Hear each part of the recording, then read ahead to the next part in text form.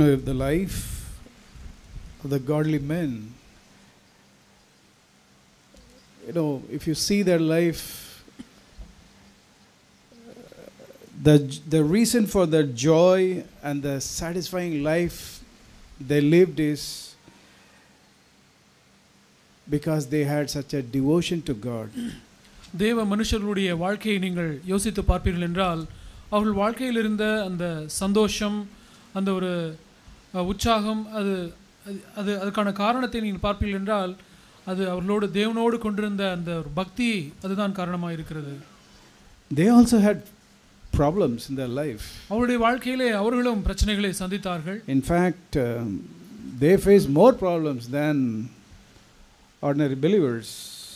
இன்னும் சொல்ல போனால் மாம்சீக கிறிஸ்தவர்களாக இருப்பவர்களை காட்டிலும் அவர்கள் அதிகமான பிரச்சனைகளை சந்திக்கிறார்கள். But in spite of that, if you see their life, it was full of joy within. ஆனால் அப்படி இருந்த போதிலும் அவருடைய வாழ்க்கையிலே அவருடைய சந்தோஷம் நிறைந்ததாக இருக்கிறது. The reason is the devotion, the simple and the pure devotion to Lord Jesus Christ. அதனுடைய காரணம் அவர்கள் மிகவும் எளிமையாக அவர்கள் தூய்மையான ஒரு பக்தியை ஆண்டவராகிய இயேசு கிறிஸ்துவின் மீது அவர்கள் கொண்டிருக்கிறார்கள். God wants all of us to have that joy in him.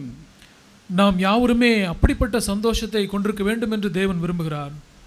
To live a satisfying life on this earth. இந்த பூமியிலே ஒரு திருப்திகரமான வாழ்க்கையை வாழ வேண்டும் என்று விரும்புகிறார். Fulfilling all the purposes தேவனுடைய எல்லா He has planned for us. தேவன் நமக்கென்று திட்டம் பண்ணி இருக்கிற அவருடைய நோக்கங்கள் எல்லாவற்றையும் நிறைவேற்றக்கூடிய ஒரு திருப்திகரமான ஒரு வாழ்க்கையை வாழும்படி தான் தேவன் விரும்புகிறார். Now God is not interested in our offering, first of all. முதலாவது தேவன் நம்முடைய காணிக்கையிலே பிரியமாக இருக்கிறதில்லை. He is interested in us. அவர் நம்மிலே அவர் விருப்பமுடையவராய் இருக்கிறார். உங்களிலே அவர் விருப்பமுடையவராய் இருக்கிறார். He is interested in my pure and simple devotion to him.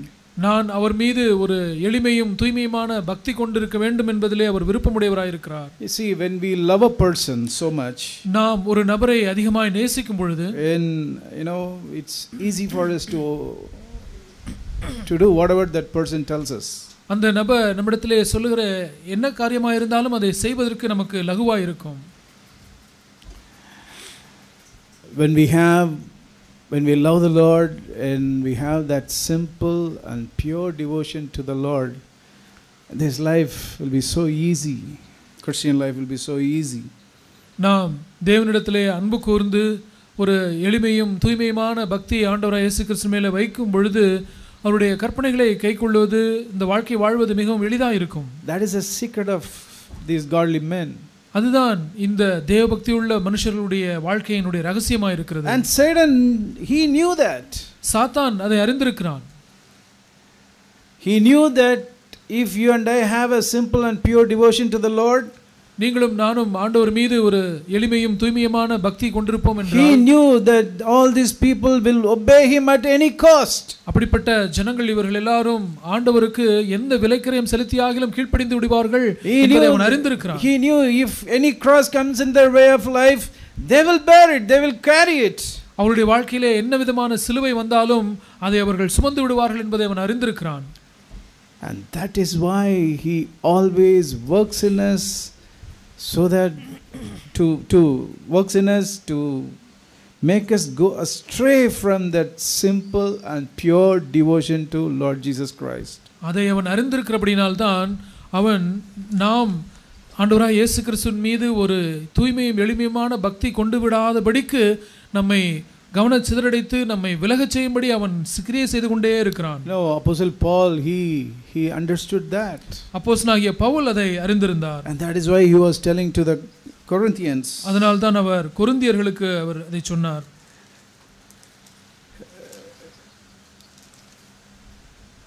We might have meditated on this verse many times before, but I believe this is the most important thing. That is why the Lord wants us to meditate even today also the same thing. இந்த வசனத்தை, இந்த பகுதியை நாம் ஏற்கனவே தியானித்திருப்போம். ஆனாலும் இது மிக முக்கியமாக இருக்கிறபடினாலே இன்றைக்கும் இந்த வார்த்தையை தேவன் நாம் தியானிக்கும்படி விரும்புகிறார். 2 Corinthians chapter 11 verse 2 and 3. 2 கொரிந்தியர் 3ஆம் அதிகாரம் 11ஆம் அதிகாரம் 3 வசனங்கள். Apostle Paul, he understood the schemes of the devil. அப்போஸ்தலனாகிய பவுல் சாத்தானுடைய தந்திரங்களை அவர் அறிந்தவராய் இருந்தார். And that is why he was writing to the church in Corinth. அதனால் தான் கொரிந்து பட்டணத்தில் இருந்த சபைக்கு அவர் எழுதுகிறார். He says verse 2, இரண்டாம் வசனத்தில் அவர் சொல்லுகிறார், I am jealous for you the godly jealousy. நான் உங்களுக்காக தேவ வைராக்கியமான வைராக்கியம் கொண்டிருக்கிறேன். I betrothed you to one husband so that to Christ I might present you as a pure virgin. நான் உங்களை கற்புள்ள கன்னிகையாக கிறிஸ்து என்னும் ஒரே புருஷனுக்கு ஒப்புக்கொடுக்க நியமித்திருக்கிறேன். But I am afraid. ஆனால் நான் பயப்படுகிறேன். As the serpent deceived Eve by his craftiness, your minds will be led astray from the simplicity and purity of devotion to Christ. ஆகிலும் சர்ப்பமானது தன்னுடைய தந்திரத்தினாலே ஏவாளை வஞ்சித்தது போல உங்கள் மனதும் கிறிஸ்துவை பற்றிய உண்மை நின்று விலகும்படி கெடுக்கப்படுமோ என்று பயந்திருக்கிறேன். Yeah, and the Tamil the translation is not exact, but you can translate it in English. It's a pure, it says, verse 3, that your minds will be led astray from the simplicity and purity of devotion to Christ. தமிழிலே இந்த வார்த்தை சரியாக மொழிபெயர்க்கப்படவில்லை. அங்கே என்ன சொல்லப்பட்டிருக்கிறது என்றால், உங்கள் மனது கிறிஸ்துவை பற்றிய அந்த தூய்மையும் எளிமையுமான அந்த பக்தியினின்று விலகும்படி கெடுக்கப்படுமோ என்று பயந்திருக்கிறேன். Brothers and sisters, if there is one thing that you and I have to fear, சகோதர சகோதரிகளே, or to be precise, careful, நாம் கவனமாக இருக்க வேண்டிய ஒரு காரியம் என்னவென்றால், about the devil's trick is, சாத்தானுடைய தந்திரத்தை குறித்து ஒரு கவனமாக இருக்க வேண்டிய ஒரு காரியம். Yeah, it is about his trick to make me to go astray from the pure, simple and pure devotion to Christ. கிறிஸ்துவின் மீது நாம் கொண்டிருக்க வேண்டிய அந்த தூய்மையும் எளிமையுமான பக்தியிலிருந்து நம்முடைய மனதை விலக்கி கெடுத்து விடுவானே, அந்த தந்திரத்தை குறித்து நாம் ஜாக்கிரதையாய் பயந்திருக்க வேண்டும். He comes with many weapons. அவன் எத்தனையோ ஆயுதங்களோடு அவன் வருகிறான். Sinful things which are not sinful. பாவமான காரியங்களை கொண்டு ஒரு ஆயுதமாய் தாக்க வருகிறான், பாவம் இல்லாத காரியங்களை கொண்டும் தாக்க வருகிறான். Sinful pleasures, legitimate pleasures. பாவமான அந்த சந்தோஷங்கள், பாவமில்லாத சந்தோஷங்கள். Love of money, பண ஆசை, love of honor, கனத்தின் மீது உள்ள ஆசை, love of pleasure, சுகபோகத்தின் மீது உள்ள ஆசை, sleep, தூக்கத்தின் மீது உள்ள ஆசை, laziness, சோம்பேறித்தனம். Oh, how many things, with which the devil will try to lead our mind astray from the pure and simple devotion to Christ. கிறிஸ்துவின் மீது இருக்கிறதான அந்த உண்மையும் எளிமையுமான அந்த பக்தியிலிருந்து, தூய்மையான பக்தியிலிருந்து நம்மை விலக்கி கெடுக்கும்படியான எத்தனையோ காரியங்களை சாத்தான் கொண்டு வருகிறான் பாருங்கள். Prophet Hosea said in Hosea chapter 4 verse 6. ஓசியா தீர்க்கதரிசி 4ஆம் அதிகாரம் 6ஆம் வசனத்தில் இப்படி சொல்கிறார், My people are destroyed for the lack of knowledge. Hosea 4:6. ஓசியா 4ஆம் அதிகாரம் 6வது வசனம், என் ஜனங்கள் அறிவில்லாமையினால் சங்காரமாகிறார்கள். The devil knew if people of God, the believers, grow in the knowledge of God, if they understood the heart of God, he knew they will grow in the purity and simplicity of the devotion. தேவனை இந்த ஜனங்கள் அறிந்து விட்டால், தேவனை பற்றிய அறிவை பெற்றுக்கொண்டால், அவர்கள் இந்த அவர் மீது கொண்டிருக்கிறதான அந்த எளிமையான அந்த தூய்மையான பக்தியிலே வளர்ந்து விடுவார்கள் என்பதை சாத்தான் அறிந்திருக்கிறான். He knew then he cannot deceive any of his God children. அப்பொழுது தேவ பிள்ளைகளை ஒருவரையும் அவனால் வஞ்சிக்க முடியாது என்பதை அவன் அறிந்திருக்கிறான். So he will do everything so that I do not grow in the knowledge of God. ஆகவே நான் தேவனை அறிகிற அறிவிலே வளர முடியாதபடிக்கு தடை செய்வதற்கு என்னவெல்லாம் செய்ய முடியுமோ அதெல்லாம் அவன் செய்கிறான். Yeah, if you have that knowledge of God, if you grow in the knowledge of God, if you have the desire to grow in the knowledge of God, he cannot deceive.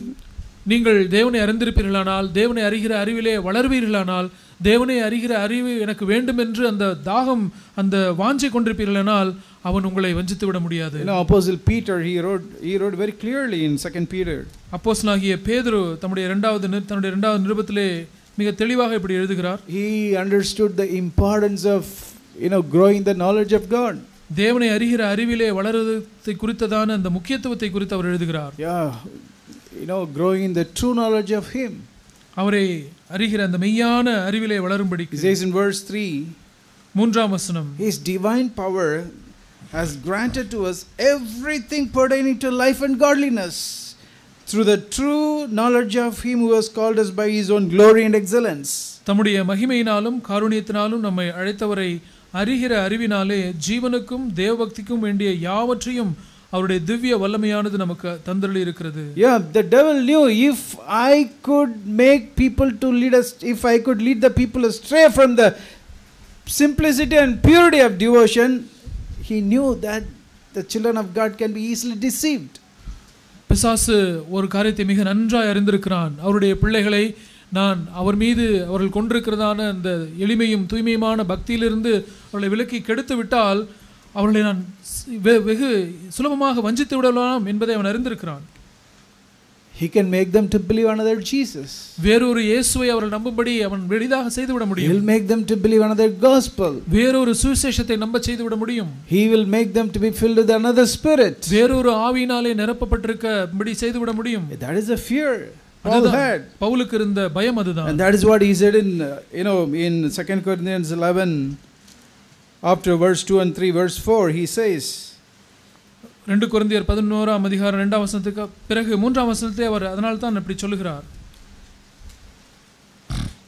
If you go astray from the simplicity and the purity of devotion, நீங்கள் அந்த கிறிஸ்துவின் மீது இருக்கிறதான அந்த எளிமையும் தூய்மையுமான பக்தியிலிருந்து நீங்கள் விலகுவீர்களானால் you will listen to another Jesus being preached in the YouTube and the television.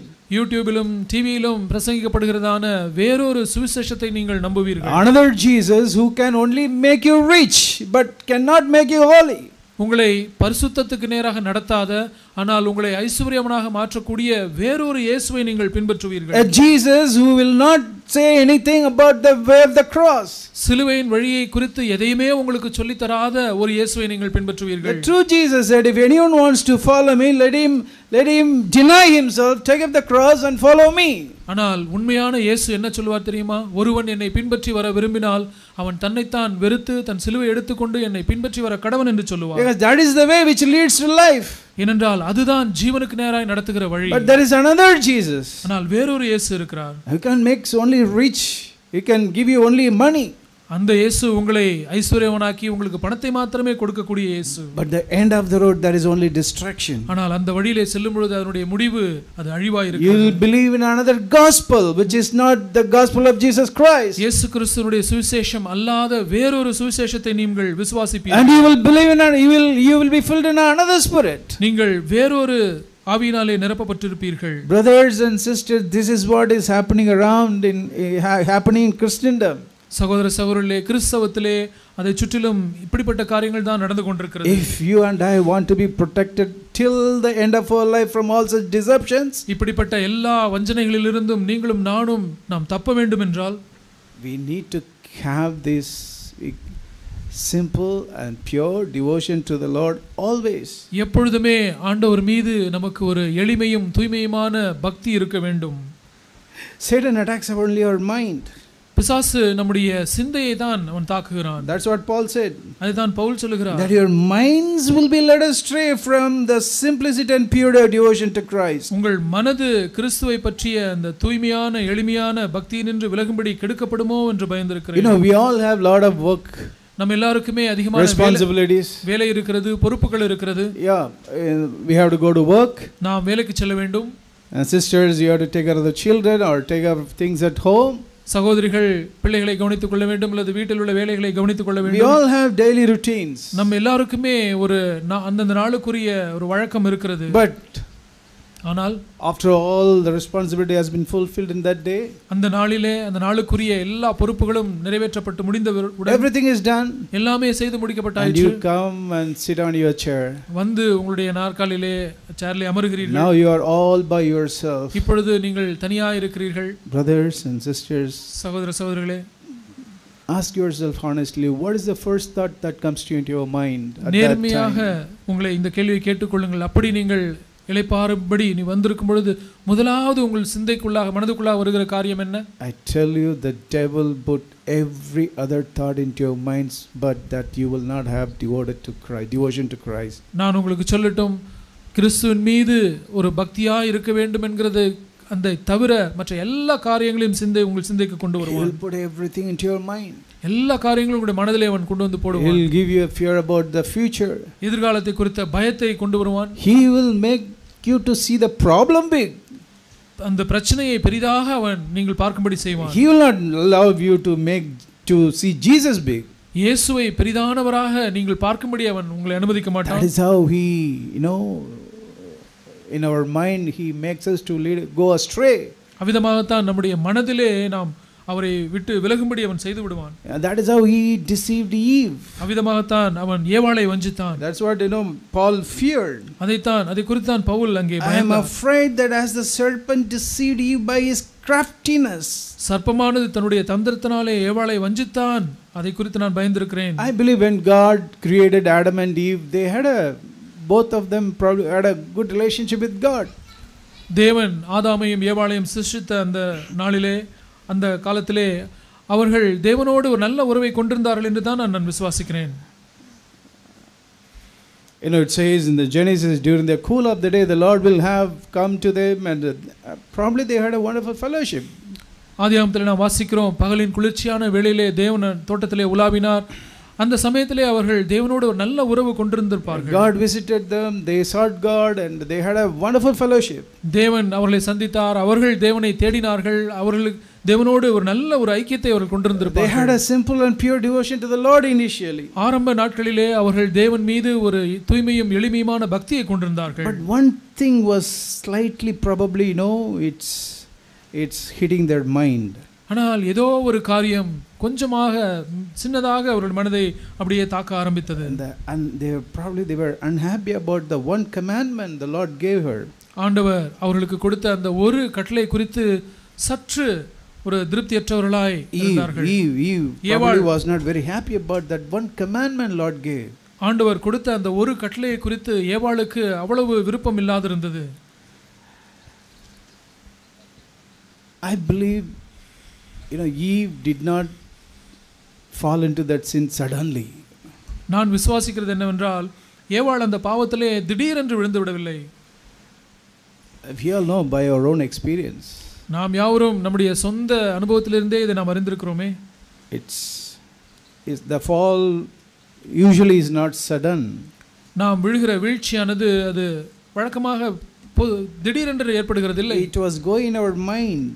அது நம்முடைய மனதிலே அப்படியே கொஞ்ச நாள் போய் கொண்டே இருக்கிறது. The temptation comes to your mind. அந்த சோதனையானது மனதிற்குள்ளே வருகிறது. And when you receive it and keep it in your mind for some days, then definitely sin comes up. அதை உள் வாங்கி மனதிலே கொஞ்ச நாள் வைத்துக் கொண்டிருப்பீர்கள் என்றால் ஒரு நாளிலே அது பாவமாக வெளிப்படுகிறது. I believe in the same way I believe Eve's fall was not sudden. நான் விசுவாசிக்கிறேன் ஏவாளுடைய பாவமானது வீழ்ச்சியானது அது உடனடியாக நடைபெற்றது அல்ல. I believe he gave the devil little opening in her heart.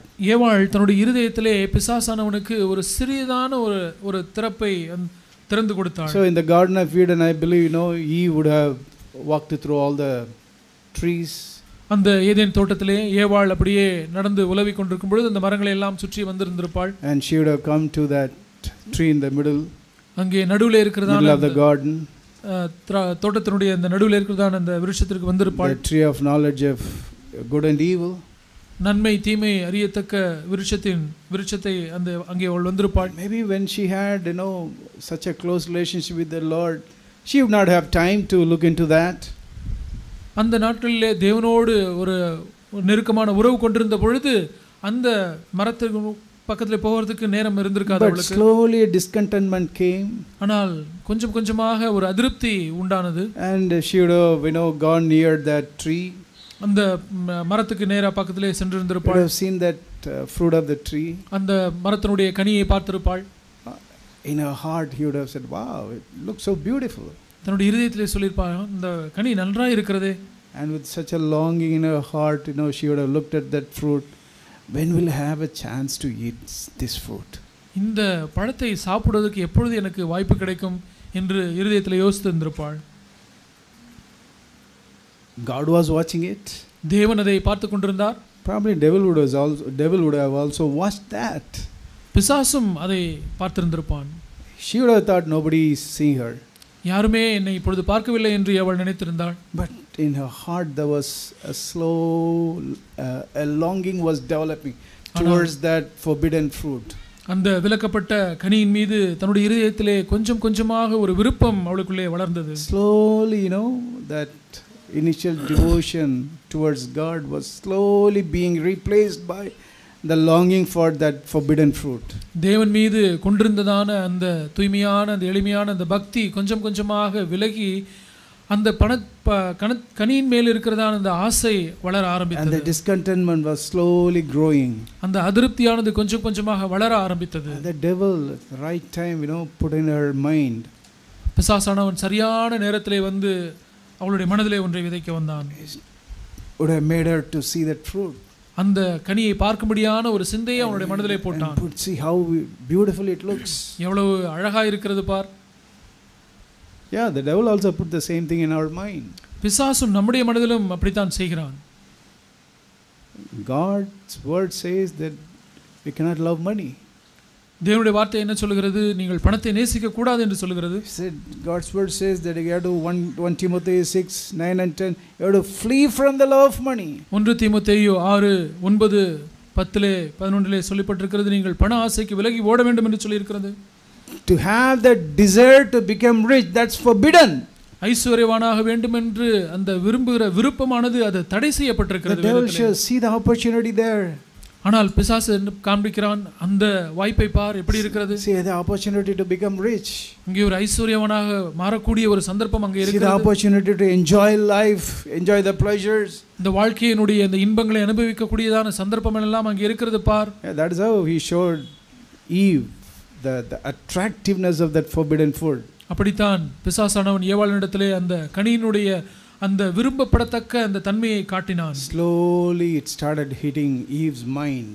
அந்த சிந்தை கொஞ்சம் கொஞ்சமாக அவளுடைய மனதை அவளுடைய ஏவாளுடைய மனதை all the day she will be going around the tree, but her mind, in her mind it was always towards that forbidden fruit, that tree in the middle of the garden.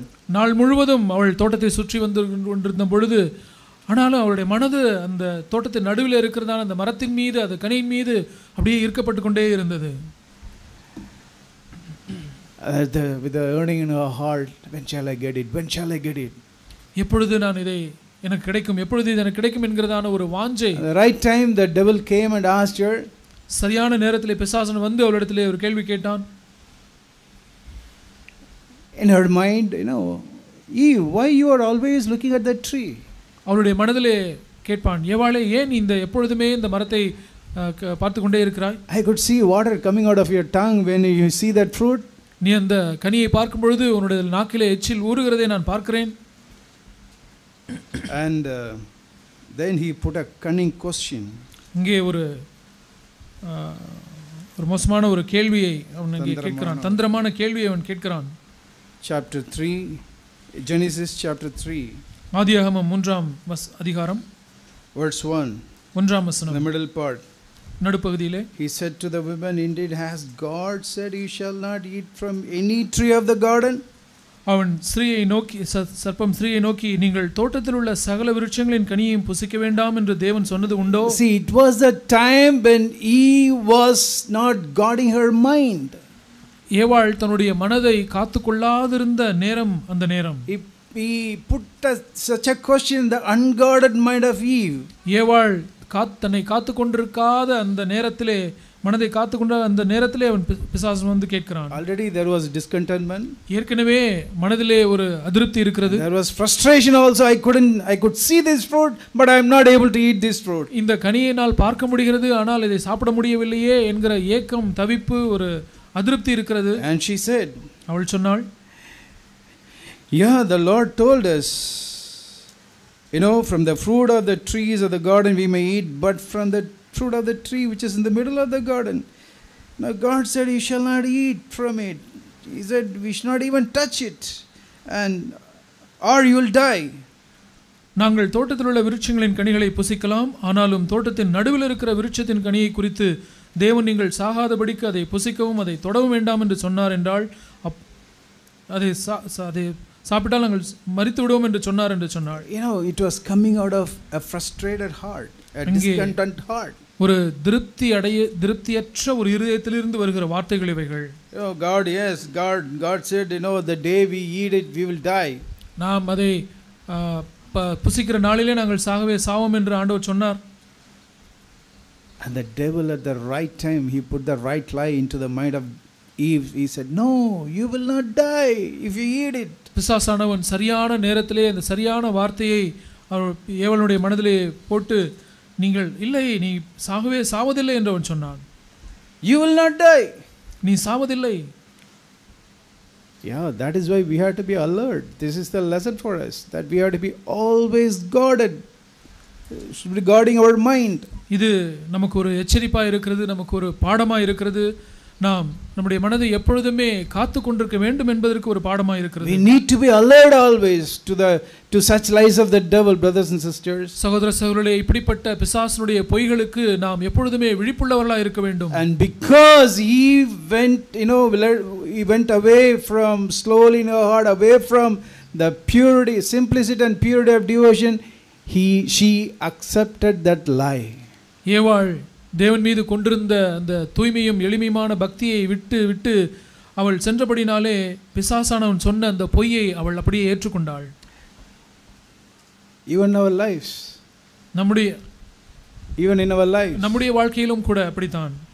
You know, God has allowed us to earn money in this world. இந்த உலகத்திலே நாம் பணம் சம்பாதிக்கும்படி தேவன் அனுமதித்திருக்கிறார். Righteously, நீதியாக சம்பாதிக்கும்படி செய்திருக்கிறார். But the Lord said we should not love money. ஆனால் ஆண்டவர் என்ன சொல்லியிருக்கிறார்? நாம் பணத்தை நேசிக்க கூடாது. And we should not have the desire to become rich. ஐஸ்வர்யவானாக வேண்டும் என்கிற விருப்பம் நமக்கு இருக்க கூடாது என்று ஆண்டவர் சொல்லியிருக்கிறார். God told very clearly that we cannot serve him and money at the same time. ஒரே சமயத்திலே தேவனுக்கும் உலகப் பொருளுக்கும் ஊழியம் செய்ய உங்களால் முடியவே முடியாது என்று மிக தெளிவாக ஆண்டவர் சொல்லியிருக்கிறார். Like the Lord told Adam and Eve, he has told us also. ஆதாமுக்கும் ஏவாளுக்கும் சொன்னது போல நமக்கும் ஆண்டவர் சொல்லியிருக்கிறார். And exactly, you know, as the devil asked Eve the same question, similar question, the devil is asking us also. பிசாசானவன் ஏவாளினிடத்திலே கேள்வி கேட்டான் அல்லவா, அதே போல நம்மிடத்திலும் ஒரு கேள்வியை கேட்கிறான். As God said that you can't earn money, நீ பணம் சம்பாதிக்க கூடாது என்று ஆண்டவர் சொன்னது உண்டோ? Has God said that you cannot live comfortably? நீங்கள் ஒரு சுகமான ஒரு வாழ்க்கையை வாழக்கூடாது என்று ஆண்டவர் கட்டளையிட்டிருக்கிறாரா?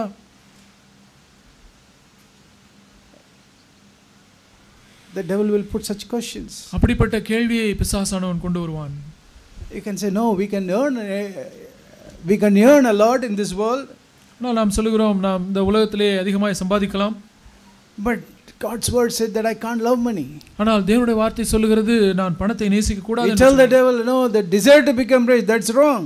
பிசாசனிடத்திலே நாம் சொல்ல வேண்டும், ஐஸ்வர்யவானாக வேண்டும் என்கிற we tell the devil, நாம் பிசாசனிடத்திலே சொல்லுகிறோம், I can't serve God and money at the same time. ஐஸ்வர்யவானாக வேண்டும் என்கிற விருப்பம் அது தவறு என்று ஆண்டவர் சொல்லியிருக்கிறார். தேவனுக்கும் உலகப் பொருளுக்கும் நாம் ஒரே சமயத்தில் ஊழியம் செய்ய முடியாது என்று சொல்லியிருக்கிறார். But with what attitude we are telling? இந்த பதிலை நாம் சொன்னாலும் என்ன மனப்பான்மையோடு நாம் அந்த பதிலை சொல்லுகிறோம்? Eve knew the truth. ஏவாள் அந்த சத்தியத்தை அவள் அறிந்திருந்தாள். We have heard the truth in the church, so we knew it in our mind. சபையிலே நாம் சத்தியத்தை கேட்டிருக்கிறோம், அதனாலே நம்முடைய மனதிலே அதை நாம் அறிந்திருக்கிறோம். But do we have a discontent heart? ஆனால் நமக்கு ஒரு திருப்தியற்ற ஒரு இருதயம் இருக்கிறதா? Oh, I am not able to, you know, I am not able to become rich because of this truth. Do you have that discontentment? இந்த சத்தியத்தின் நிமித்தமாக நான் ஐஸ்வர்யவானாக முடியவில்லை என்கிறதான ஒரு அதிருப்தி உங்கள் இருதயத்தில் இருக்கிறதா? Yeah, then the devil will come and say, no. You can love money, you can serve God and money at the same time. அப்பொழுது பிசாசானவன் உங்களிடத்திலே வந்து இல்லை அப்படியெல்லாம் ஒன்றுமில்லை, நீங்கள் பணத்தையும் நேசிக்கலாம், பணத்துக்கு ஊழியம் செய்யலாம், தேவனுக்கும் ஊழியம் செய்யலாம் என்று சொல்லுவான். You will not get destroyed by that because of that. அது நிமித்தமாக நீ அழிக்கப்பட்டு போவதில்லை என்று சொல்லுவான். Even though word of God says in 1 Timothy chapter 6, 1 தீமோத்தேயு 6ஆம் அதிகாரத்திலே தேவனுடைய வார்த்தை இப்படி சொல்லுகிற போதிலும் 1 Timothy chapter 6 verse 1 தீமோத்தேயு 6ஆம் அதிகாரம் verse 9, 9ஆம் அதிகாரம் 9ஆம் Those who வசனம். want to get rich fall into temptation and a snare and many foolish and harmful desires which plunge men into ruin and destruction. ஐஸ்வர்யவான்களாக விரும்புகிறவர்கள் சோதனையிலும் கண்ணியிலும் மனுஷரை கேட்டிலும் அழிவிலும் அமிழ்த்துகிற மதிகேடும் சேதமுமான பலவித இச்சைகளிலும் விழுகிறார்கள். God's word clearly says, தேவனுடைய வார்த்தை தெளிவாக சொல்கிறது, like God said Adam and Eve, ஆதாம் ஏவாளிடத்தில் ஆண்டவர் சொன்னது போல, the day you eat that fruit you will die. இந்த கனியை புசிக்கும் நாளிலே நீ சாகவே சாவாய். Exactly in the same spirit the Holy Spirit has written like this. அதே விதமான அதே ஆவியோடு பரிசுத்த ஆவியானவர் இதையும் எழுதி இருக்கிறார். If you want to get rich, நீ ஐஸ்வர்யவானாக விரும்பினால், if you want to earn money in a short time, குறுகிய காலத்திலே நீ பணம் சம்பாதிக்க வேண்டும் என்று if விரும்பினால், you want to get rich, ஐஸ்வர்யவானாக வேண்டும் என்று விரும்பினால், you will fall into temptation. நீ சோதனையிலே விழுவாய். You will fall caught in a snare. நீ கண்ணியிலே பிடிக்கப்படுவாய். And many harmful and foolish desires will come into your heart which will plunge you into ruin and destruction. அதிகமான மதிகேடும் சேதமுமான பலவித இச்சைகள் உன்னுடைய இருதயத்துக்குள்ளே வந்து அவைகளால் நீ அழிவிலும் கேட்டிலும் அமிழ்த்தப்படுவாய். Verse 10. 10ஆம் வசனம். The love of money is a root of all sorts of evil. பண ஆசை எல்லா தீமைக்கும் வேறாயிருக்கிறது. By longing for it. சிலர் அதை இச்சித்து, some longing for it. சிலர் அதை இச்சித்தார்கள். Like Eve.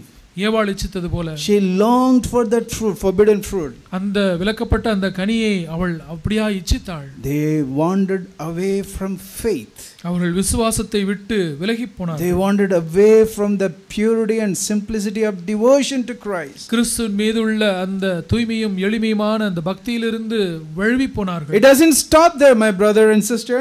இது இதோடு முடிந்து விடுவதில்லை. It says they pierced themselves with many griefs. அநேக வேதனைகளினாலே தங்களை உருவ குத்திக் கொண்டிருக்கிறார்கள். And so he said, Holy Spirit says, flee from all these things. அதனாலே பரிசுத்த ஆவியானவர் சொல்கிறார், இவைகளை விட்டு ஓடுங்கள். Flee from the desire to get rich. ஐஸ்வர்யவானாக வேண்டும் என்கிற அந்த விருப்பத்திலிருந்து விலகி ஓடு. Flee from the love of money. பண ஆசையை விட்டு விலகி ஓடு. Oh, none of us have become like Christ. நம்மில் in this area, இந்த பகுதியிலே நம்மில் யாருமே கிறிஸ்துவை போல இன்னும் மாறிவிடவில்லை. We have to work out, you and I and all of us have to work out our salvation in this area. நீங்களும் நானும் இந்த விஷயத்திலே நம்முடைய ரட்சிப்பை நாம் நிறைவேற்ற பிரயாசப்பட வேண்டும். But this one thing is a reason for many Christians to go away from the purity and simplicity of devotion to Jesus Christ. இந்த ஒரு காரியம் ஆனது அநேக கிறிஸ்தவர்கள் தங்கள் கிறிஸ்துவின் மீது வைத்திருக்கிறதான அந்த எளிமையும் தூய்மையுமான பக்தியை விட்டு அவர்கள் விலகி போகும்படி செய்து விட்டிருக்கிறது. It became so attractive to Eve. ஏவாளுக்கு அது மிகவும் கவர்ச்சிகரமானதாக இருந்தது. And she fell. அது நிமித்தமாய் அவள் வீழ்ந்தாள். Not only she fell, அவள் வீழ்ந்தது மாத்திரமல்ல, you know, the Lord said, the day you eat from the tree, you will die. ஆண்டவர் அவரிடத்திலே சொல்லியிருந்தார், இந்த விருட்சத்தின் கனியை புசிக்கும் நாளிலே நீ சாகவா என்று சொல்லியிருந்தார். And now Eve eating that fruit, and she is coming to Adam and say, I have eaten the fruit. ஏவாள் தந்த கனியை பறித்து புசித்து விட்டு ஆதாமிடத்திலே வந்து சொல்கிறாள், நான் இப்பொழுது இந்த கனியை சாப்பிட்டு விட்டேன், You also eat. நீயும் இதை சாப்பிடு. She gave to Adam. அதை ஆதாமிடத்திலே கொடுத்தாள். Adam saw Eve. ஆதாம் ஏவாளை பார்த்தான். Oh, the Lord said, the day you eat that fruit you will die, but you are not die. You have not died, you are alive. ஆண்டவர் நீ இதை சாப்பிடும் நாளிலே சாகவே சாவா என்று சொன்னார். ஆனால் இதை சாப்பிட்டு விட்டு ஏவாள் இன்னும் மரிக்கவில்லையே என்று அவன் நினைத்திருப்பான். So we can serve God and money at the same time. ஆகவே தேவனுக்கும் உலகப் பொருளுக்கும் ஒரே சமயத்திலே நாம் ஊழியம் செய்து விடலாம். We will not die. நாம் மரிக்க மாட்டோம். We can love money. நாம் பணத்தை நேசிக்க முடியும். We will not be destroyed. நாம் அழிக்கப்பட முடியாது. Oh, you are alive, Eve, so I can also eat. நீ சாப்பிட்டு விட்டு மரிக்காமல் இருக்கிறாயே, உயிரோடு இருக்கிறாயே, அப்ப நானும் சாப்பிடலாம் என்று அவன் நினைத்திருப்பான். Same thing, is it happening here in our families? நம்முடைய குடும்பங்களிலும் இதே நிலைமைதான் நடக்கிறதா? This love of money will destroy a family. பண ஆசை உங்களுடைய குடும்பத்தை அது அழித்து விடும். It will lead you away from the simplicity and purity of devotion. கிறிஸ்துவின் மீது இருக்கிறதான அந்த தூய்மையும் எளிமையுமான அந்த பக்தியிலிருந்து உங்களை வழிவி போக செய்து விடும். Your mind will be always occupied with the things of money. உங்களுடைய மனது எப்பொழுதுமே பண விஷயத்தினாலே நிரம்பி இருக்கும். How I can make more? நான் எப்படி அதிகமான பணம் சம்பாதிக்க முடியும், how I can regain what I have lost. நான் இழந்து போனதை எப்படி நான் திரும்ப மீட்டு எடுக்க முடியும். Always thinking. எப்பொழுதுமே அதை குறித்தே யோசித்துக் கொண்டிருப்பது. And our mind is fully occupied with the things of the earth. இந்த பூமிக்குரிய காரியங்களினாலே நம்முடைய மனது அமிழ்த்தப்பட்டிருக்கும். And no devotion to Christ. கிறிஸ்துவின் மீது எந்த ஒரு பக்தியும் இருக்காது. No thoughts about the Calvary's love. Kalvari அன்பை குறித்ததான எந்த ஒரு சிந்தனையும் இருக்காது. The devil made Eve to believe, he showed another god. இன்னொரு தேவன், he showed another god to Eve. ஏவாளுக்கு பிசாசானவன் வேறு ஒரு தேவனை காண்பித்தான். No, God doesn't want you to become like him. தம்மை போல மாறும்படி இந்த தேவன் நீ அப்படி மாற வேண்டும் என்று விரும்புகிறதில்லை என்று சொன்னார். Yeah, that's what he said in Genesis chapter 3. அதைத்தான் ஆதியாகமம் 3ஆம் அதிகாரத்திலே பிசாசானவன் ஏவாளிடத்திலே கூறினான். God, verse 5, 3:5. 3:5. See how the devil is showing is another god to Eve.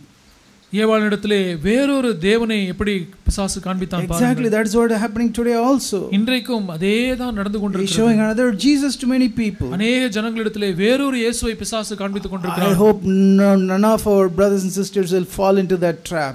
நம்முடைய சகோதர சகோதரிகளில் ஒருவர் கூட அப்படிப்பட்ட கண்ணிலே விழ மாட்டீர்கள் என்று நான் எதிர்பார்க்கிறேன், நம்புகிறேன். Verse 5. 5ஆம் வசனம். God knows that in the day you eat from it your eyes will be open, you will become like God, knowing good and evil.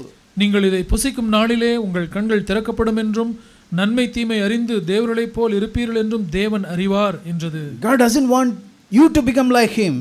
தேவன் நீ அவரைப் போல மாறிவிட வேண்டும் என்பதை விரும்புகிறதில்லை என்று showed another God. வேறொரு தேவனை அவன் காண்பித்தான். Yeah, the devil shows another Jesus. இன்றைக்கும் பிசாசானவன் வேறொரு இயேசுவை காண்பிக்கிறான். The devil showed her another gospel. பிசாசானவன் அவளுக்கு வேறொரு சுவிசேஷத்தை காண்பித்தான். You will not die. நீ சாக மாட்டாய். You can eat and be alive. நீ சாப்பிட்டு நீ உயிரோடு இருக்கலாம். You can love money and you can still worship God. நீ பணத்தை நேசிக்கலாம், அதே சமயத்திலே தேவனையும் ஆராதிக்கலாம் என்று சொன்னார். God wants you to become God's only desire is not holiness, but his only desire is to make you rich. தேவனுடைய பிரதான விருப்பம் நீ பரிசுத்தமாக இருக்க வேண்டும் என்பது அல்ல, நீ ஐஸ்வர்யவானாக வேண்டும் என்பதுதான் தேவனுடைய விருப்பம் என்று அவன் சொல்லுகிறான். Another spirit came into Eve and she committed a sin. வேறொரு ஆவி ஏவாளுக்குள்ளே வந்து அவள் பாவம் செய்தாள். That's why I said the fall did not happen suddenly. அதனால் தான் நான் சொன்னேன் அந்த வீழ்ச்சி உடனடியாக நடைபெறுகிறதில்லை என்று. Yeah, you can be here in the CFC church. நீங்கள் இங்கே ஒரு CFC கிறிஸ்தவ ஐக்கிய சபையிலே இருக்க முடியும். But you may be make sure that you are following the right Jesus. You may be following a wrong Jesus. நீங்கள் சரியான இயேசுவை தான் நான் பின்பற்றுகிறேனா என்பதை உறுதி செய்து கொள்ளுங்கள். ஒருவேளை நீங்கள் வேறொரு இயேசுவை பின்பற்றுகிறவராக இருக்க முடியும். You may be following another gospel. You may be having another spirit, brothers and sisters. சகோதர சகோதரிகளே, நீங்கள் வேறொரு சுவிசேஷத்தை நம்புகிறவர்களாயும் வேறொரு ஆவினாலே நிரப்பப்பட்டவர்களாயும் இருக்கக்கூடிய அபாயம் இருக்கிறது. So many agents of devil in the garb of Christianity, preaching another Jesus, another gospel, and another spirit in YouTubes and television. கிறிஸ்தவம் என்கிறதான இந்த தோட்டத்திலே சாத்தானுடைய எத்தனையோ தூதர்கள் வேறொரு இயேசுவையும் வேறொரு சுவிசேஷத்தையும் வேறொரு ஆவியையும் யூடியூப் மூலமாகவும் டெலிவிஷன் மூலமாகவும் அவன் பரப்பி கொண்டிருக்கிறான். Yeah, what's your response when sometimes you happen to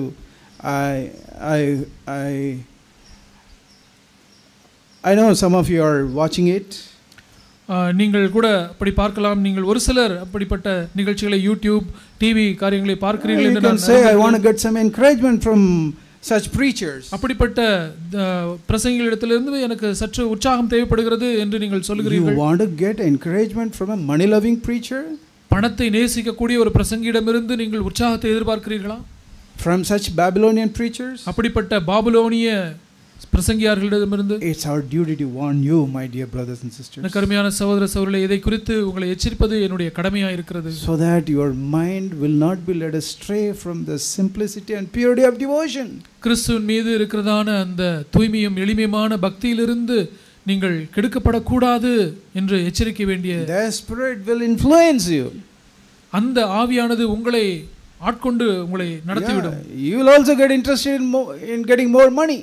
அதிகமான பணத்தை பெற வேண்டும் என்று in loving money, பணத்தை நேசிக்க வேண்டும் என்ற விருப்பத்தையும் அது உங்களுக்கு கொண்டு வந்துவிடும். than about knowing God, than about things of God. தேவனை பற்றி அறிகிற அறிவை காட்டிலும் தேவனுக்கு கருத்த காரியங்களை காட்டிலும் பணத்தை கருத்த காரியங்களிலே நீங்கள் அதிகமாக going here and there between money, Baal and God, hopping between Baal and God. பாகாலுக்கும் தேவனுக்கு கர்த்தருக்கும் இடையே இங்கும் அங்குமாக நாம் குந்தி நடக்கிறவர்களைப் போல நாம் மாறிவிடுவோம். Let us be honest. Let's have honesty in our hearts. நம்முடைய இருதயங்களிலே நேர்மை உள்ளவர்களாய் நாம் இருந்து விடுவோம். Some time back, we announced in the church. சில சமயங்களுக்கு முன்பதாக சபையிலே இப்படி ஒரு அறிவிப்பு கொடுத்தோம். Now and then we announce in the church. இப்பொழுதும் அப்பொழுதுமாக சபையிலே இப்படி அறிவிக்கிறோம். Because we don't want anybody in debt. ஏனென்றால் யாருமே கடனிலே இருக்க கூடாது என்று நாம் விரும்புகிறோம்.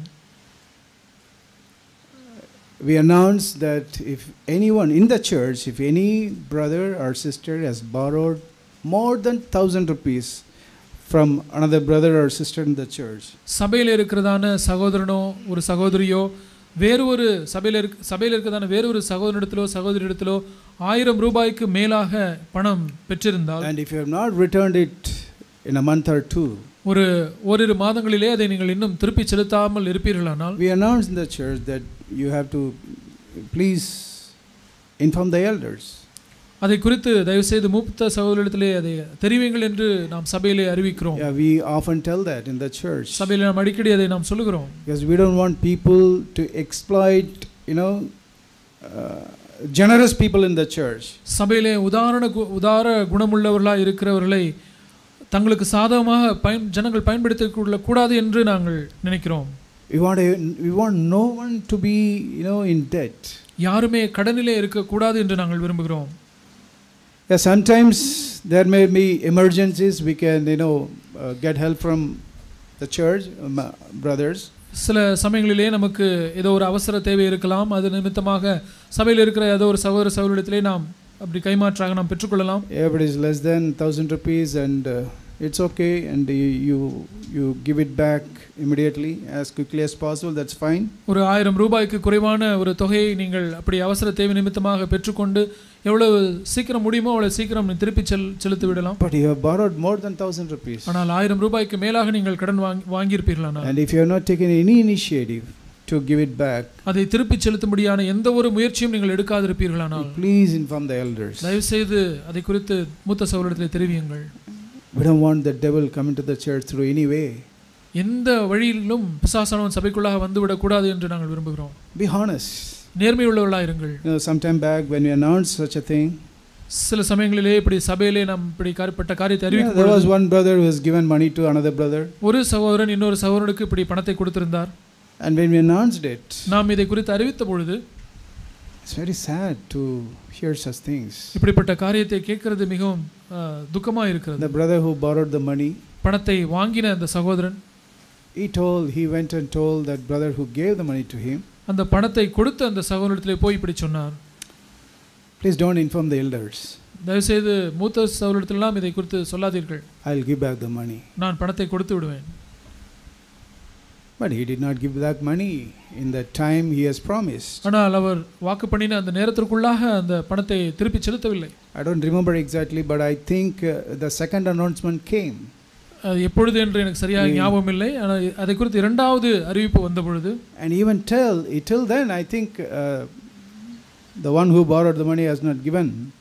அந்த பணத்தை பெற்றுக்கொண்ட நபர் திரும்ப கொடுக்கவில்லை அது வரைக்கும் கூட.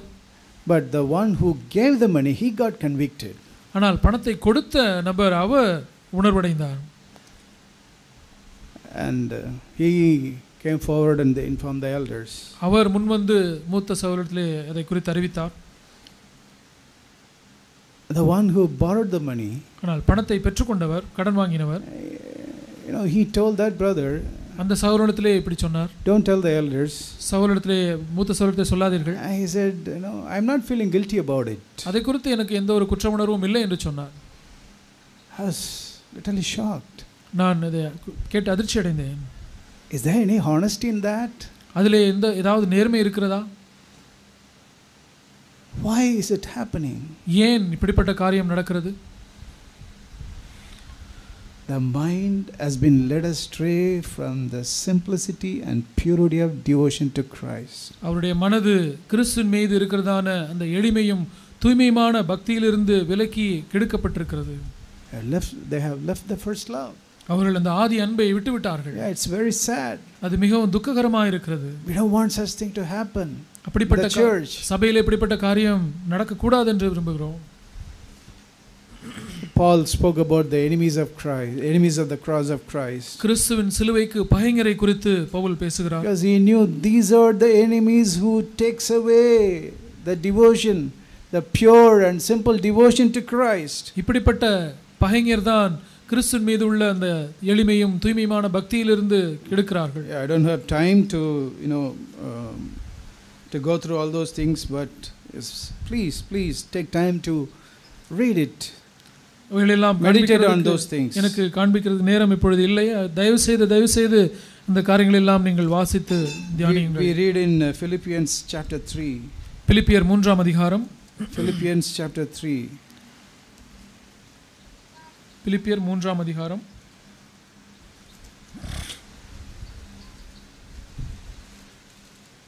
The burden Paul had. பவுலுக்கு இருந்த பாரம். He said for verse 18. 18ஆம் வசனம். For many walk, of whom I often told you, and now tell you even weeping, that they are the enemies of cross of Christ. அநேகர் வேறு விதமாய் நடக்கிறார்கள். அவர்கள் கிறிஸ்துவின் சிலுவைக்கு பகைஞர் என்று உங்களுக்கு அநேகம் தரம் சொன்னேன். இப்பொழுது கண்ணீரோடும் சொல்லுகிறேன்.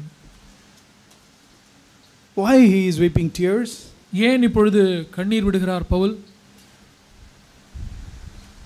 Because these people who are enemies of cross of Christ, they are not outside the church, they are inside the church. ஏனென்றால் கிறிஸ்துவின் சிலுவைக்கு பகைஞராய் இருக்கிற அந்த நபர்கள் அவர்கள் ஏதோ சபைக்கு வெளியிலே இருக்கிறவர்கள் அல்ல, அவர்கள் சபைக்கு உள்ளே இருக்கிறவர்கள் தான்.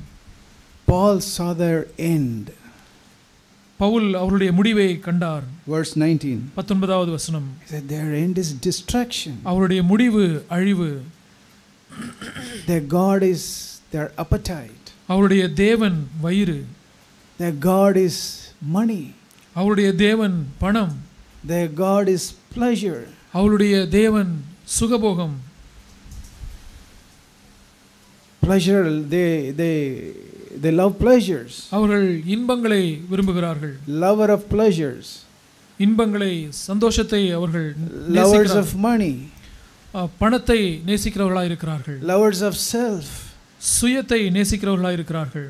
Concerned only about them. தங்களை குறித்தே கரிசனை கொள்கிறவர்களாய் இருக்கிறார்கள். Concerned about their honor. அவருடைய கனத்தை குறித்தே கரிசனையுடையவர்களாய் இருக்கிறார்கள். Seeking honor. கனத்தை தேடுகிறவர்களாய் இருக்கிறார்கள். Paul tells it, he lists out those things in 2 Timothy chapter 3. 2 தீமோத்தேயு 3ஆம் அதிகாரத்தில் இப்படிப்பட்ட காரியங்களை அவர் பவுல் பட்டியலிட்டு போடுகிறார். He says these are the enemies of Christ. இவர்கள் தான் கிறிஸ்துவினுடைய சிலுவைக்கு பகைஞர் என்று சொல்கிறார். He saw their end is destruction. அவருடைய முடிவு அழிவு என்று அவருடைய முடிவை குறித்து அறிந்தார். They glory in their shame. அவர்கள் அவருடைய மகிமை அவருடைய லட்சையே. They glory in their sin. அவருடைய பாவத்திலே அவர்கள் மகிமை பாராட்டுகிறார், மேன்மை பாராட்டுகிறார்கள். And their mind is always set on things on earth. அவருடைய மனது எப்பொழுதுமே பூமிக்கு அடுத்தவைகளிலேயே நிலைத்திருக்கிறது. That is what the devil made. அதைத்தான் devil does. பவுல் பிசாசானவன் அதைத்தான் செய்கிறான். We heard during the time of praise and thanksgiving. துதி நன்றி செலுத்துதல் வேளையிலே நாம் கேட்டோம். A woman, ஒரு ஸ்திரீயானவள், because of an evil spirit, ஒரு அசுத்த ஆவி நிமித்தமாக, by the influence of the devil, பிசாசுனுடைய தாக்கத்து நிமித்தமாக, she was bent double. அவள் கூனியாய் இருந்தாள். She cannot see up. அவள் மேலே பார்க்க முடியாதிருந்தாள். She cannot see heaven. அவள் பரலோகத்தை வானத்தை பார்க்க முடியாது. Always seeing at the earth. எப்பொழுதுமே பூமியையே பார்த்து கொண்டிருப்பாள். Always concerned about the things of the earth. பூமிக்குரிய காரியங்களை குறித்தே எப்பொழுதும் கரிசனை கொண்டிருப்பது. That is exactly what the devil wants to do to all of us. இதே காரியத்தை தான் பிசாசானவனும் நம்மிடத்திலே செய்ய விரும்புகிறான். Let us think about ourselves. நம்மை குறித்து நாம் யோசித்து The பார்ப்போம். time the Lord has given us. தேவன் நமக்கு கொடுத்திருக்கிற அந்த நேரத்திலே How much time we are spending, with our head down, and how many hours, how much time we spend looking up. தேவன் நமக்கு கொடுத்திருக்கிற அந்த நேரத்திலே எவ்வளவு மணி நேரம் நாம் கீழ் நோக்கி பார்த்து பூமிக்குரியவர்களுக்காக நாம் சிந்தித்துக் கொண்டிருக்கிறோம், எவ்வளவு மணி நேரம் நாம் மேல் நோக்கி பார்த்து தேவனுக்கு அடுத்தவைகளிலே நாம் சிந்தித்துக் I am கொண்டிருக்கிறோம். not talking about that hours we spend in work.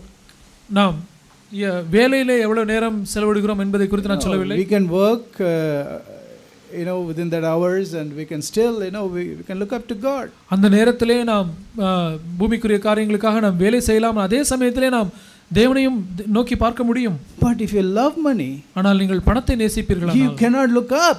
நீங்கள் மேல் நோக்கி பார்க்க முடியாது. And Jesus came to deliver such persons. அப்படிப்பட்ட நபர்களை விடுதலையாக்கும்படியாகத்தான் இயேசு வந்தார். She made her to made her straight. ஆண்டவர் அந்த கூனியாகிய ஸ்திரியை மேல் நோக்கி பார்க்கும்படி நிமிரச் செய்தார். What a joy she would have had when she could look up, அந்த look to heaven. மேலே பார்த்து நிமிர்ந்து அந்த வானத்தை பார்க்க முடிகிற அந்த சந்தோஷம் அவளுக்கு எவ்வளவு பெரிதா இருந்திருக்கும். Yes, brothers and sisters, ஆம் சகோதர சகோதரிகளே, we could be like that women even today. இன்றைக்கும் கூட நீங்களும் அப்படிப்பட்ட ஸ்திரியை போல இருக்க முடியும். You might have been saved, you might say you are born again. நீங்கள் ரட்சிக்கப்பட்டிருக்க முடியும், நான் மறுபடியும் பிறந்தேன் என்று கூட நீங்கள் சொல்ல முடியும். But if you are loving money, ஆனால் நீங்கள் பணத்தை நேசிப்பீர்களானால், if you and I love money, we are bent double. நீங்களும் நானும் பணத்தை நேசித்தால் நாம் கூனியை போல நாம் குனிந்திருப்போம். The Lord Jesus can free us. ஆனால் ஆண்டவராய் இயேசு நம்மை விடுவிக்க முடியும். Paul said, follow me. Pavul சொன்னார், என்னை பின்பற்றுகிறவர்களாகுங்கள். In Philippians 3:17, பிலிப்பியர் 3:17 join in following my example. நாங்கள் உங்களுக்கு வழிகாட்டுகிற மாதிரிகளை நோக்குங்கள். Observe those who walk according to the pattern you have in us. நீங்கள் என்னோட கூட பின்பற்றுகிறவர்களாகி நாங்கள் உங்களுக்கு வழிகாட்டுகிறபடி நடக்கிறவர்களை மாதிரியாக நோக்குங்கள். Don't look at the Christians in the Babylonian Christianity. பாபிலோனிய கிறிஸ்தவத்தில் இருக்கிற கிறிஸ்தவர்களை நோக்காதீர்கள். Join in following my example. என்னுடைய மாதிரியை பின்பற்றுகிறவர்களாக. What is his example? பவுலுடைய மாதிரி என்ன? He said, I count all things as loss in this earth. இந்த பூமியிலே எல்லாவற்றையும் நான் நஷ்டம் என்று எண்ணுகிறேன் என்று சொன்னார். Whatever the qualifications I have, எனக்கு இருக்கிறதான எல்லா லாபமானவைகள், என்னுடைய தகுதிகள் எல்லாம், that I am a Jew, நான் ஒரு யூதன் என்கிற அந்த I am a Pharisee, I follow the law, நான் நியாயப்பிரமாணத்தை பின்பற்றுகிற பரிசேயன் என்கிற அந்த I count all these things as nothing. இவைகள் எல்லாவற்றும் ஒன்றுமில்லை என்று நான் எண்ணுகிறேன் என்று. I want to know Christ. நான் கிறிஸ்துவை அறிய வேண்டும். I count all these earthly things as rubbish. இந்த பூமிக்குரிய காரியங்களை எல்லாவற்றையும் குப்பையாக நான் எண்ணுகிறேன். That's a challenge. அது நமக்கு ஒரு சவாலா இருக்கிறது. That is how we can protect ourselves. அவிதமாகத்தான் நம்மை நாம் காத்துக்கொள்ள முடியும். This is the way we can keep our devotion thus in its simplicity and purity. இவ்விதமாகத்தான் நம்முடைய பக்தியை ஒரு எளிமையானதாகவும் தூய்மையானதாகவும் காத்துக்கொள்ள முடியும். Not loving money, பணத்தை நேசிக்காமல் இருப்போம். not loving honor, கனத்தை நேசிக்காமல் இருப்பது, but devoted to Christ, ஆனால் கிறிஸ்துவுக்கு நேச பக்தி கொண்டிருப்பது, sitting at his feet, அவருடைய பாதத்திலே அமர்ந்திருப்பது, above all filled in the Holy Spirit. எல்லாவற்றுக்கும் மேலாக பரிசுத்த ஆவியினாலே நிரம்பி இருப்பது. It's only by being filled in the Holy Spirit பரிசுத்த ஆவியினாலே நிரப்பப்பட்டிருப்பதன் மூலமாக மாத்திரமே we can keep the simplicity and purity of devotion to Christ. கிறிஸ்துவின் மீது நமக்கு ஒரு எளிமையும் தூய்மையான பக்தி கொண்டு அதை காத்துக் கொண்டிருக்க முடியும். I pray that all of us sitting here, இங்கே உட்கார்ந்திருக்கிற நாம் யாவருமே, let us guard our mind, நம்முடைய சிந்தைகளை நாம் காத்துக்கொள்வோம், and cry for the baptism of the Holy Spirit, பரிசுத்த ஆவியானுடைய அபிஷேகத்துக்காக நாம் கதறுவோம். and never let us stray from the simplicity and the purity of devotion to Christ. கிறிஸ்துவின் மீது இருக்கிறதான அந்த எளிமையான தூய்மையான பக்தியிலிருந்து ஒருபோதும் நாம் வழி போகாதபடிக்கு நாம் காத்துக்கொள்ள வேண்டும். We will work out our salvation. நம்முடைய ரட்சிப்பை நாம் நிறைவேற பிரயாசப்பட வேண்டும். We will pray to the Lord with loud tears and cries. பலத்த சத்தத்தோடும் கண்ணீரோடும் நாம் தேவனிடத்திலே ஜெபிக்கிறவர்களாக இருப்போம். And the Lord, like he made that woman who was double bent strident, he will straighten us also. அந்த கூனியாகிய ஸ்திரியை ஆண்டவர் நிமிர பண்ணினது போல நம்மையும் ஆண்டவர் நிமிர பண்ண முடியும். And all of us, we will come to the presence. நாம் எல்லாருமே அப்படிப்பட்ட அவருடைய பிரசன்னத்துக்கு வர முடியும். With such a simplicity and purity of devotion. விதமான ஒரு மிகவும் எளிமையான ஒரு தூய்மையான பக்தியோடு நாம் அவரிடத்தில் வர முடியும். What a presence of God will be in this place.